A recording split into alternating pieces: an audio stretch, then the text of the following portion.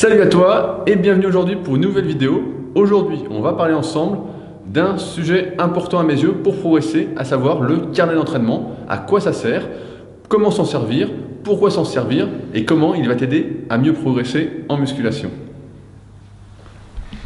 Alors expliquons d'abord pour commencer que le premier intérêt, c'est qu'on ne peut pas se souvenir de tout à l'entraînement.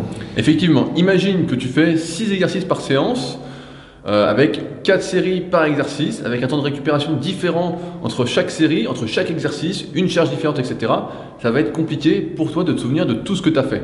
C'est en ce sens que le carnet d'entraînement est vraiment utile pour te permettre de tout noter et de savoir exactement ce que tu as fait pendant ta séance, ce qui va servir de tremplin pour les séances suivantes. Donc pour progresser, il faut un maximum de repères, pas d'entraînement au hasard. Donc là, on va pouvoir tout noter, c'est ça? Effectivement, pas d'entraînement au hasard. C'était la petite dédicace du jour, ça. Alors, voyons les points à noter dans le carnet, à commencer par la date. Ça paraît évident, mais c'est toujours important. Effectivement, savoir quel jour on est. Imagine, tu fais une séance le lundi pour les pectoraux, et la semaine d'après, tu ne peux pas t'entraîner le lundi, mais seulement le mardi. Et ben, tu vas noter que tu t'es entraîné le mardi. Ça peut jouer un petit peu, surtout si tu es en fin de cycle d'entraînement, en fin de cycle de progression. Tous les détails vont compter pour pouvoir justifier, expliquer ta progression, voir si tu te sens mieux ou pas. On peut imaginer que si tu as pris 8 jours au lieu de 7 jours, eh bien, tu te sens un peu mieux ou un peu moins bien si ton niveau est un peu moindre en fonction. Au-delà du repère d'une semaine sur l'autre, c'est tout bêtement intéressant, par exemple d'une année sur l'autre. Tu ressors un vieux carnet, tu vois la date, tu vois si tu as progressé à la même période ou un truc dans le genre, quoi.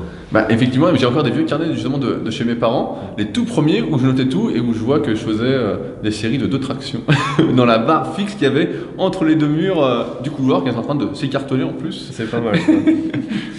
Donc après, évidemment, le nom de l'exercice, un truc voilà, clair. bah, tout simple. En général, si vous ne savez pas comment s'appelle votre exercice, je te conseille de regarder sur la rubrique exercices de Superphysique. Il y a une encyclopédie avec des noms d'exercices.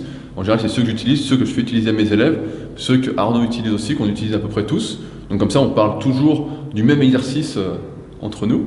Le nombre de séries, le nombre de répétitions est à noter également. Voilà, ça paraît assez simple. Si tu fais 4 séries de 10, et ben tu notes 4 séries de 10. Tu fais 4 séries de 11, tu notes 4 séries de 11. Ouais. Et encore une fois, c'est important de le noter parce que pour chaque exercice que tu vas faire, ça va être différent. Tu ne vas pas faire 4 x 10 à chaque exercice. Ou alors, tu débutes vraiment ton programme et tu progresses partout à la même vitesse, ce qui est assez rare. Mais voilà, ça c'est vraiment aussi important de le noter. À ça, on associe la charge. Voilà, bah ça forcément. Poids, paraît évident. Le temps de récupération. Alors le temps de récupération, c'est quelque chose de ce que je vois en salle que beaucoup ne font pas attention. C'est-à-dire que tu vas t'entraîner et tu ne prends pas ton temps de récupération entre les séries, tu fais un peu au feeling. Donc il suffit que ton pote vienne discuter avec toi, vienne te raconter sa dernière histoire de cul, et hop, tout de suite ça te fait rire, tu t'entraînes plus, tu sais plus, ta série passe plus facilement, et puis la fois d'après, il n'y a pas ton pote qui te raconte des conneries, puis tu prends moins et puis ça passe pas. Donc c'est pourquoi c'est super important pour moi de chronométrer ton temps de récupération entre les séries. Tu as un article sur Superphysique là-dessus qui s'appelle « Combien de temps de récupération faut-il prendre entre chaque série ?» si ça t'intéresse. Mais c'est pourquoi tu dois vraiment avoir ce repère quantifiable, prendre ta montre ou le chrono Superphysique par exemple, disponible gratuitement sur l'App Store ou sur Android. Et donc vraiment noter ton temps de récupération entre chaque série et même entre chaque exercice, parce que si tu prends par exemple 2 minutes entre les exercices et qu'un coup tu sens que tu as été super dur et que tu prends 3 minutes, ça va changer un peu la donne, ça va pas être la même difficulté pour l'exercice suivant. Toi, je sais que tu aimes bien noter un petit repère de difficulté pour te voilà, souvenir j'aime si c'était bien ou pas.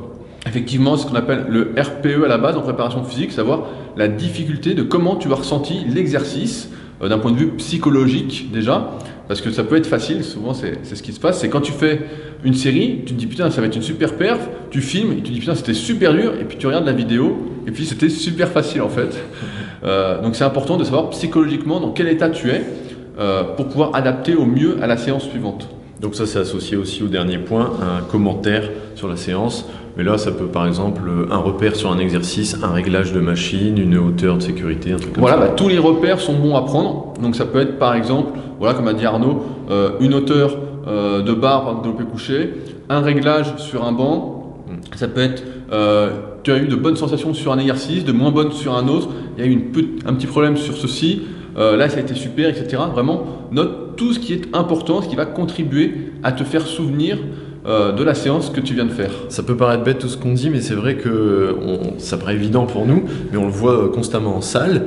Je sais pas, moi je vois des gars, ils font un curl incliné, et puis d'une semaine à l'autre, le banc est plus ou moins incliné ou plus ou moins allongé. Et ils me disent, bah c'est bizarre, aujourd'hui je suis facile, aujourd'hui je suis dur, mais pour nous ça change tout en fait. Ça change, c'est plus la même perf, quoi. Voilà, c'est plus le même exercice, c'est plus la même perf. C'est Voilà. plus comparable. Et pour progresser, tu le sais aussi bien que moi à force de me regarder, ce qu'il faut, c'est des repères fiables pour pouvoir comparer de séance en séance au fil des semaines, au fil des mois, pour vraiment avoir une progression. Parce que sinon, tu ne progresses pas, ou alors de manière aléatoire et au hasard, dédicace. Voilà, le moins de hasard possible. On peut conclure alors, on peut conclure en rappelant aussi 2 choses importantes. À propos du chrono, il y a une appli Superphysique pour chronométrer. Voilà, c'est ce que je viens de dire. Tu l'avais dit, est-ce que moi j'ai pas fait gaffe? Et au niveau du carnet d'entraînement, on l'a mis en place avec le club Superphysique. Voilà, si tu es sur le club Superphysique, donc clubsuperphysique.org, nous t'offrons déjà un carnet d'entraînement sous format PDF que tu peux remplir gratuitement juste en t'inscrivant sur le site. Et donc directement tu peux noter tes exercices, les difficultés, tous les paramètres qu'on vient de citer, avec les cases, commentaires, etc. pour te faciliter la tâche si tu n'aimes pas écrire et si tu es fan de l'ère numérique, eh bien, tu as directement ton cahier d'entraînement designé avec plein de petites phrases motivation, etc.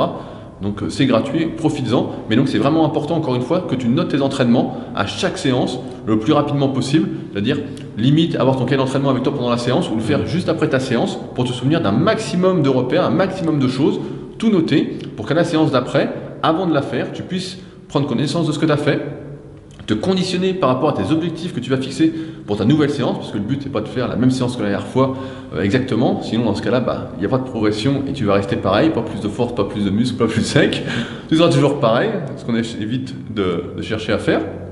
Et donc voilà, le carnet d'entraînement c'est vraiment un support fiable pour te permettre de t'appuyer dessus pour mieux progresser. À noter que nous deux, je sais pour toi, on a une petite préférence pour la version classique, version papier, plutôt que la version numérique. Maintenant, je suis passé à l'ère numérique. T'es passé à l'ère numérique? Ouais, parce que j'en avais marre d'écrire aussi. Ouais, je me sers du carnet d'entraînement SP en fait, maintenant, que j'ai fait pour moi à la base. Mais c'est parce que toi, tu viens pas, t'enregistres ta séance avant de venir, tu viens pas avec ici, c'est ça que je veux dire. Ah ouais, moi je regarde avant de venir. Voilà. Et je la prends presque par cœur, car je suis tellement concentré que je sais ce que je vais faire. Ou je t'ai déjà vu des fois, tu prends une photo de ce que tu as Voilà. à faire. Voilà. Mais je pense à ça parce que je trouve que c'est assez. On est vite dispersé si on se balade pendant sa séance avec son téléphone. On est tenté d'aller surfer. Et... Attends, je te vois faire des selfies sans arrêt en pleine non. séance. Ah non, moi non. Je t'ai vu. Tu confonds avec d'autres ici. Tu m'as dit qu'il fallait sauver Instagram. Non, j'y suis plus d'ailleurs. Donc non. Enfin, je sais pas quand est-ce qu'on va diffuser cette vidéo. Mais pour l'instant, j'y suis plus. Non, mais la version un papier, un crayon, ça fonctionne très bien aussi. L'avantage de la version papier-crayon, c'est aussi que pendant la séance, tu peux écrire directement dessus, te référer à ce que tu avais fait avant, etc. Voilà. Alors que ma version numérique, eh bien, effectivement, je prends une photo, je regarde ce que j'ai fait, je me conditionne, etc. Mais je peux pas écrire en même temps. Bon, après, moi j'ai une bonne mémoire, donc ça me gêne pas trop. Mais pour ceux qui manquent de mémoire et qui veulent noter directement, c'est peut-être. T'as pas besoin d'une bonne mémoire parce que tu fais 1 ou 2 exercices par séance. T'es adepte de l'exo unique, c'est ça en fait. Moi je fais que les mollets en fait. C'est pour ça. Bah fais-les encore. Voilà, c'est bon.